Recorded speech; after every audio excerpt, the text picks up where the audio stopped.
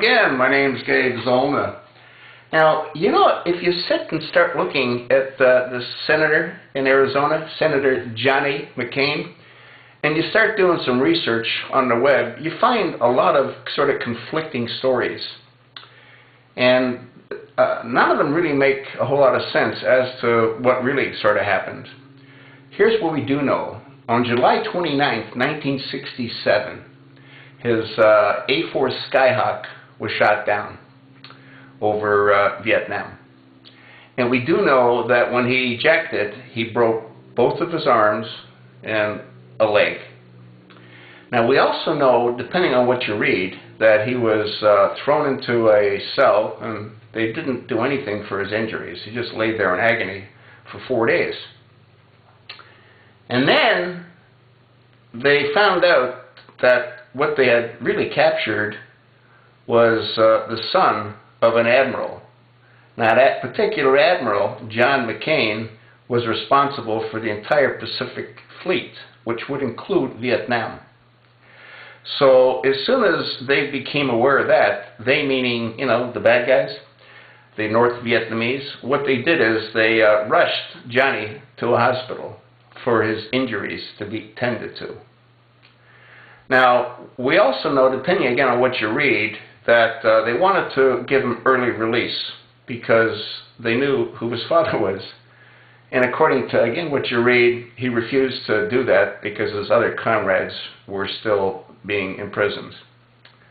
Then we hear stories about the fact that he had his own private nurse, who happened to be a female, and she was there to comfort him on those cold evenings in Vietnam. So what do we really know? Well, we really don't know anything, do we? But hey, listen, I mean, we don't know anything about this Arizona senator. We even know less about the guy that's in the White House. You know, Barack Hussein Obama, or Barry Soetoro, or Barry Barack, or who knows what he is. But when you look at McCain, you have to ask yourself a question. Was he really a war hero? Or did he just enjoy his female companionship while he was in that Hanoi Hilton? I don't know. Again, depends on what you read. There's a whole lot of different stories. But what we do know is that he was a horrible student. He was, I think, 4th or 5th from the bottom of a class of like 896 midshipmen. I mean, he was like at the bottom of the heap. So his father couldn't have been all that impressed, you know, being an admiral and all.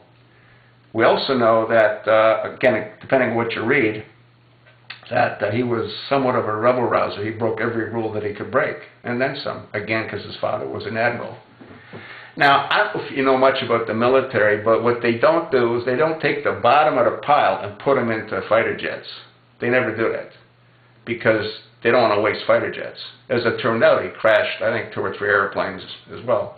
But they put him in because his papa was an admiral. So, is this fair and balanced? I don't think so. So again, go do some research. Go look for yourself and see what kind of conclusion you can come up to, you know? Even the simple fact that he says he was born in a hospital in the Panama Zone, and he was born in 1936, and the hospital wasn't built until 1941. But hey, what do I know? Just go do your own research and tell me what you come up with. Tell me if you think he's really like a war hero, or is he, you know, like what I think he is, which is a fraud. What do you think? I told you what I think.